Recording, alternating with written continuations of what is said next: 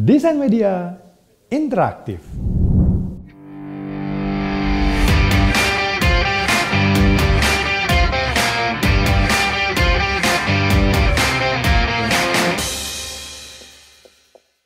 Oke, bismillahirrahmanirrahim. Assalamualaikum warahmatullahi wabarakatuh. Alhamdulillah ketemu lagi di sini dengan Pak Rifki di mata pelajaran Desain Media Interaktif. Oke, anak-anakku, kita akan masuk sekarang ke bagian yang kedua untuk bab 7 ini, yaitu masih mengenai review produk website. Di bagian kedua ini, kita akan membahas mengenai jenis website dan mengukur mutu dari sebuah website. Oke. Kompetensi dasarnya masih sama dengan yang bagian ke-1 ya, mengevaluasi produk web dan membuat review terhadap produk web. Indikator pencapaiannya, teman-teman harus bisa menguasai dan memodifikasi, menentukan, dan membuat laporan dari hasil pengelolaan website. Ya, kayak gitu. Oke teman-teman, kita langsung aja ke materi, yaitu mengenai jenis website. Ya, teknologi internet itu sangat beragam jenis dan penggunaannya. Namun umumnya internet sangat identik dengan namanya website. Ya, walaupun sebenarnya merupakan teknologi yang menumpang pada infrastruktur internet. Jadi website itu ada di sebuah internet, jadi menumpang ya. Adapun kata lain, internet adalah infrastruktur dan website adalah kontennya. Jadi internet itu adalah rumahnya, website itu adalah isi rumahnya, kayak gitu ya. Dapat juga dianalogikan dengan internet itu adalah sebagai televisi dan website itu adalah program acaranya. Web dapat dikelompokkan ke dalam beberapa kelompok, dapat berdasarkan tujuan, besar kecilnya, hingga karakteristik website itu sendiri. Berikut jenis-jenis website berdasarkan dari sifatnya. Oke, yang pertama, website statis ya. Website statis adalah suatu website yang mempunyai halaman yang tidak berubah. Artinya, yaitu untuk melakukan sebuah perubahan pada suatu halaman hanya dapat dilakukan secara manual. Bentuknya statis, jadi jarang sekali berubah, baik itu desainnya atau konten-kontennya. Hal tersebut dilakukan dengan cara mengedit kode-kodenya yang menjadi struktur dari website itu sendiri. Contohnya adalah website dari company profile dan website profile organisasi. Biasanya kan sejak dari perusahaan atau misalnya produk dari perusahaan itu jarang ada yang berubah ya. Jadi itu merupakan website yang statis. Jadi untuk mengeditnya itu perlu membongkar kode-kodenya sampai dengan script programnya dirubah gitu ya. Menguras waktu dan tenaga dan pikiran dan biaya tentu saja. Yang kedua ada website dinamis ya. Website dinamis adalah suatu website yang secara strukturnya diperuntukkan untuk memperbaharui sesering mungkin. Jadi cara strukturnya juga itu dibuat untuk diperbaharui dan dirubah sesering mungkin. Biasanya yang dapat diakses oleh para pengguna atau user pada umumnya. Juga telah disediakan halaman back-end yaitu untuk mengedit konten dari website tersebut. Ya. Jadi ada front-end, pengguna, dan back-end untuk programmer kayak gitu. Contoh dari website dinamis ini adalah antara lain Wikipedia, ya, ada detik.com atau situs jual beli online, toko bagus, dan situs-situs website blog karena artikel-artikelnya itu mungkin saja setiap minggu atau setiap hari berubah kayak gitu. Faktor utama yang membuat sebuah web menjadi dinamis adalah content management systemnya, adanya CMS ya. Membuat siapapun yang memiliki akses ke admin dapat memperbarui konten dengan sangat mudah. Yang selanjutnya ada website interaktif ya. Website interaktif adalah suatu website yang memang pada saat ini sangat terkenal ya, seperti website forum dan blog. Di website ini para pengguna dapat berinteraksi dan juga beradu argumen mengenai apa yang menjadi pemikiran mereka. Boleh dikatakan website interaktif ini adalah website generasi baru. Banyak yang menyebutnya dengan website 3.0 ya. Nah, website interaktif juga ini memiliki beragam fungsi ya. Yang pertama ada fungsi social point. Website interaktif yang menawarkan fungsi utama bersosialisasi di dalamnya. Bentuk websitenya dapat berupa website portal berita, komunitas, hingga forum. Ya, kayak gitu. Yang kedua ada website media point. Umumnya berupa galeri visual, baik berbentuk gambar maupun video. Yang ketiga ada kombinasi sosial dan media. Sosial media ya. Selain menunjukkan bersosialisasi, web seperti ini juga memfasilitasi fungsi visual. Ya, seperti Facebook, mungkin Instagram, ya ada medianya, kita dapat berinteraksi dengan pengguna lain, atau bahkan dengan sistem, kayak gitu. Selain sifat, biasanya jenis website juga dibedakan berdasarkan fungsi utamanya.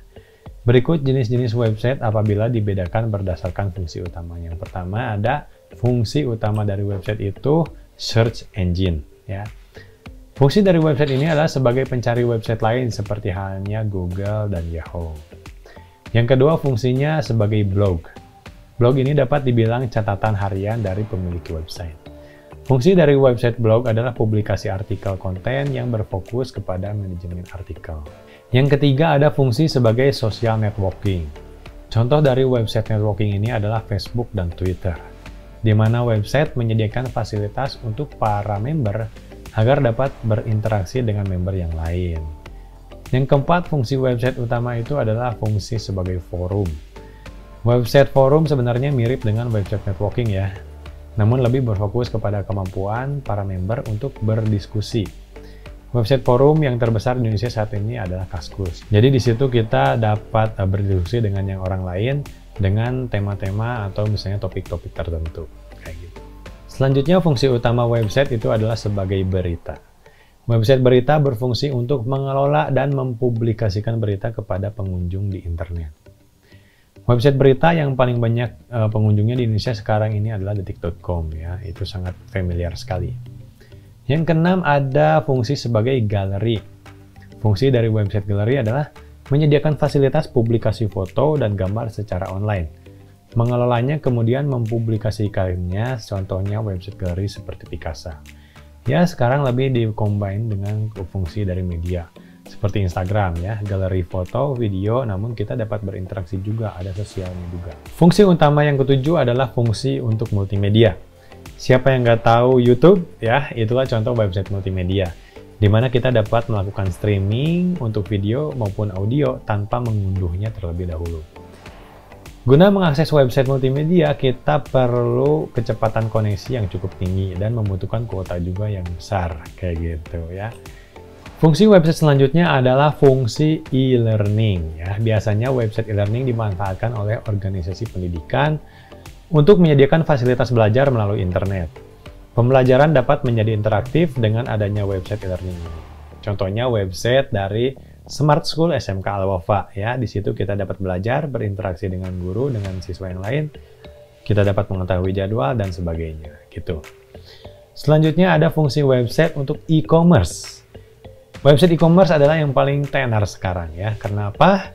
Jenis website e-commerce ini berperan sebagai toko online. Sekarang banyak orang mengakses website untuk belanja online. Jadi, fungsi e-commerce ini sangat tenar untuk sekarang. Kayak gitu. Dapat juga kita mengelompokkan website berdasarkan jenis domainnya, yang digunakan sebagai tanda peruntukannya untuk apa saja ya. Jenis domain ini sebelumnya ya di pertemuan kemarin juga sudah pernah kita bahas, dan sekarang kita akan lebih rinci lagi. Jenis domain yang pertama itu web bisnis dan web perusahaan. Website dibuat dengan orientasi bisnis ataupun perusahaan yang bergerak di dalam bidang bisnis. Biasanya memakai domain .com ya untuk top level domainnya dan co.id untuk country level top domainnya. Terkadang juga menggunakan akhiran .net atau .net.id untuk jaringan bisnis. .com berarti ya komersil atau perusahaan. .co.id berarti komersil yang berada di Indonesia gitu ya. Yang kedua jenis domain untuk web pemerintahan. Website yang sengaja dipergunakan untuk kepentingan pemerintahan dapat menggunakan domain .gov atau government. Atau kalau di Indonesia kita dapat memakainya dengan .go.id, government yang ada di Indonesia kayak gitu. Yang ketiga ada web lembaga dan organisasi. Lembaga nirlaba atau sering identik dengan yayasan juga dapat membangun sebuah website. Biasanya menggunakan domain berakhiran .org atau .or.id gitu. Organization atau organization yang ada di Indonesia. Yang keempat, web lembaga pendidikan. Jika sebuah lembaga pendidikan atau universitas membuat website, maka menggunakan domain berakhiran .edu atau juga .sch.id ya. .edu itu adalah .education. sch.id itu adalah .school.id Indonesia, berarti sekolah yang ada di Indonesia. Dan .ac.id untuk perguruan tinggi yang ada di Indonesia ya, akademik. Jenis domain yang kelima ada web perseorangan. Sebetulnya web perseorangan dapat menggunakan .com. Namun demikian banyak yang menggunakan .web.id, .info, .name, .me, dan yang lain-lain. Yang keenam ada web kebutuhan khusus. Website yang dibangun untuk militer dengan menggunakan domain .mil. Dan juga website khusus seperti untuk televisi menggunakan domain .tv. Itu kebutuhan khusus ya. Baik, sekarang kita akan coba untuk mengukur mutu dari sebuah website ya. Website sebagai sebuah media informasi, komunikasi, dan publikasi dapat mempengaruhi persepsi pelanggan atau masyarakat secara umum yang mengunjungi website tersebut. Hasil penelitian Kuzik dan Janator tahun 2010 menunjukkan bahwa kunjungan dan evaluasi terhadap sebuah website perusahaan dapat merubah persepsi pelanggan tentang citra perusahaan tersebut. Bailin dan Pullinger pada tahun 2009 menyatakan bahwa persepsi tentang organisasi dipengaruhi oleh pengalaman pelanggan dan pengunjung website organisasi tersebut. Baik, manfaat dari pelaksanaan survei kepuasan pengguna website diantaranya adalah yang pertama, identifikasi pelanggan atau profil demografi pelanggan. Yang kedua, identifikasi kekuatan dan kelemahan website. Yang ketiga, rekomendasi perbaikan website. Yang keempat, hasil survei dapat digunakan sebagai masukan untuk perencanaan strategis dari website. Yang kelima, pemahaman yang lebih baik mengenai kinerja website melalui benchmarking dengan website yang lain, gitu ya. Beberapa fitur website yang dapat mempengaruhi persepsi dan citra perusahaan. Baik, yang pertama untuk persepsi dari pengunjungnya dulu nih ya. Yang pertama ada kemudahan navigasi. Yang kedua ada konten-kontennya, dan yang ketiga itu jelas adalah tampilan websitenya gitu. Yang kedua ada untuk citra perusahaannya, berarti untuk perusahaannya sendiri ya. Yang pertama ada kemudahan navigasi. Yang kedua ada penamaan atau alamat URL yang intuitif. Yang ketiga ada kontak yang lengkap dan ketersediaan informasi yang bermanfaat gitu. Sekarang mari kita lihat sekilas bagaimana para peneliti dapat mengukur mutu sebuah website perusahaan. WebQual pada dasarnya mengukur mutu sebuah website berdasarkan persepsi dari pengguna atau pengunjung. Jadi pengukurannya menggunakan instrumen penelitian atau kuesioner yang oleh penemunya dibuat berdasarkan konsep House of Quality dengan struktur instrumen yang mengacu ke model SERVQual. Menurut CNET atau Builder, ada 7 kriteria yang menentukan sebuah website termasuk website yang baik atau tidak. Yang pertama ada usability. Usability adalah upaya seseorang user menemukan cara untuk menggunakan website tersebut dengan efektif. Doing things right. Usability memiliki karakteristik yaitu sebagai berikut. Mudah dipelajari, efisien untuk digunakan, mudah diingat, tingkat frekuensi kesalahannya rendah, dan tingkat kepuasan pemakainya. Yang kedua ada sistem navigasi. Navigasi yang mudah difahami oleh pengunjung secara keseluruhan. Jadi kita mau pergi ke halaman manapun, navigasinya mudah ditemukan di website tersebut. Yang ketiga ada graphic design. Pemilihan grafis, layout, warna, bentuk maupun tipografi yang menarik visual pengunjung untuk menjelajahi website. Yang keempat ada konten. Konten yang bermanfaat. Ya, ada istilah kayak gini. Content is king, but without good design, content is naked king. Ya, konten itu adalah raja. Tapi tanpa desain yang bagus, konten adalah raja yang nakal. Kecuali website tersebut adalah website eksperimental atau show off. Yang kelima ada kompatibilitas. Kompatibilitas yaitu seberapa luas sebuah website didukung kompatibilitas peralatan yang ada. Misalnya browser dengan berbagai plugin-nya. Ya. Ada Mozilla, Opera, Netscape, Link, Avant, Maxton, dan masih banyak lagi yang lainnya. Yang keenam ada loading time. Terdapat beberapa faktor yang akan mempengaruhi waktu panggil website yang akan kita buka. Di antaranya adalah besaran bandwidth atau koneksi pengakses, kondisi web server pada saat diakses. Yang ketujuh ada functionality. Functionality akan melibatkan programmer dengan script-scriptnya, misalnya PHP, ASP, Java, CGI, dan sebagainya. Berikut hal-hal yang perlu dipelajari dalam functionality sebagai berikut. A. Metode yang digunakannya. WebQual dapat digunakan untuk menganalisis kualitas beberapa website, baik itu website internal maupun website eksternal. B. Apakah semua website dapat diuji kualitasnya? Web Qual dapat digunakan untuk mengukur kualitas setiap website, baik yang hanya bersifat informasional maupun transaksional. C. Tips memilih sebuah website yang bagus untuk dijadikan bahan penelitian uji kualitas. Pengertian bagus merupakan hal yang relatif ya, namun dapat saja Anda memilih fitur yang paling lengkap atau perusahaannya yang tergolong bagus. Dapat juga terkait dengan tujuan penelitian itu. Misalnya membandingkan kelengkapan fitur atau besar kecilnya atau bagus tidaknya dari perusahaan. Yang selanjutnya, cara menguji suatu web dengan menggunakan metode Web Qual. Web Qual pada dasarnya mengukur mutu sebuah web berdasarkan persepsi dari pengguna atau pengunjung situs. Jadi, pengukurannya menggunakan instrumen penelitian atau kuesioner. Ya.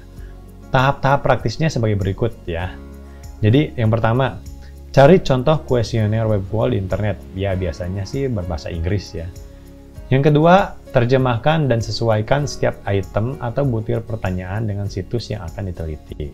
Yang ketiga, lakukan content validity, ya, semacam uji pemahaman kuesioner oleh responden apakah memahami atau tidak.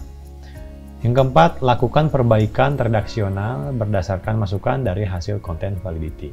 Yang kelima, lakukan uji reliabilitas dan validitas kuesioner. Yang keenam, sempurnakan kuesioner berdasarkan hasil reliabilitas dan validitas. Yang ketujuh, menyebarkan kuesioner ke responden. Ini adalah penelitian utama kita. Baik, selanjutnya kita akan membahas mengenai aplikasi online pembuat survei. Perangkat survei online pertama dan alat kuesioner pertama kali muncul pada akhir 90-an. Ini merupakan alat survei yang lebih tradisional di mana memiliki daftar panjang pertanyaan, responden anonim dan hanya dapat diakses dari PC saja. Namun sejak munculnya feedback untuk web, alat survei online telah berkembang menjadi favorit di antara marketer online. Popularitas alat survei online juga dikaitkan dengan fakta bahwa survei online adalah cara yang sederhana dan mudah untuk berhubungan dengan calon pelanggan. Beberapa ini adalah aplikasi survei online yang tersedia di internet ya. Yang pertama ada typeform.com. Typeform merupakan aplikasi survei online dengan tampilan yang sangat user-friendly di mana memungkinkan penggunanya untuk membuat survei. Sebagai responden, proses dan pengisian survei berjalan cukup lancar. Yang kedua ada dari www.surveycat.com. Surveycat memungkinkan pengguna untuk menampilkan survei bertarget di berbagai lokasi situs website mereka. Pengguna juga dapat mengirim kuesioner email kepada pelanggan yang berbeda. Yang ketiga ada dari www.surveymonkey.com. Salah satu aplikasi survei dan kuesioner online yang lebih terkenal yaitu SurveyMonkey ini digunakan oleh jutaan bisnis di seluruh dunia. SurveyMonkey disediakan pengguna dengan 15 jenis pertanyaan survei yang berbeda, termasuk pilihan ganda, komentar, dan skala Likert. Yang keempat ada surveygizmo.com. Surveygizmo mirip dengan SurveyMonkey dalam hal mengundang responden dan penyesuaian. Apa yang membuat aplikasi survei online ini berbeda adalah bahwa Surveygizmo lebih menarik di dalam hal tampilan dan nuansa surveinya. Yang kelima ada Polldaddy dari websitenya www.crowdsignal.com. Polldaddy adalah aplikasi survei online yang memungkinkan pengguna melakukan survei dengan cara berbeda. Cara pertama dengan menyebarkan survei di situs web mereka atau mengundang responden melalui email. Yang keenam ada dari Qualtrics.com. Qualtrics adalah aplikasi survei online dan alat kuesioner yang melewati batas-batas survei tradisional. Hal tersebut menawarkan hampir 100 lebih jenis pertanyaan, beberapa template survei siap pakai serta fitur seperti logika tampilan, pemicu email, dan pencabangan logika. Yang ketujuh ada Google Form. Nah, ini adalah survei online yang sering saat ini kita gunakan. Google Form merupakan aplikasi survei online gratis dan alat kuesioner yang memungkinkan penggunanya cepat dan mudah mengumpulkan survei dengan tampilan drag and drop. Dalam hal desain, survei ini dapat sepenuhnya disesuaikan. Google Form ini memberi Anda info dan bagan respon real time. Data dari Google Form dapat dihubungkan dengan produk Google Form lainnya. Oke, terima kasih untuk materi hari ini. Untuk bab 7 dari bagian yang kedua ini berarti materi untuk bab 7 ini sudah selesai ya. Harapannya nanti teman-teman harus dapat membuat laporan mengenai kualitas dari sebuah website. Jadi nanti kita akan coba untuk menilai mutu dari sebuah website. Oke? Terima kasih. Wabillahi taufiq wal hidayah. Wassalamualaikum warahmatullahi wabarakatuh.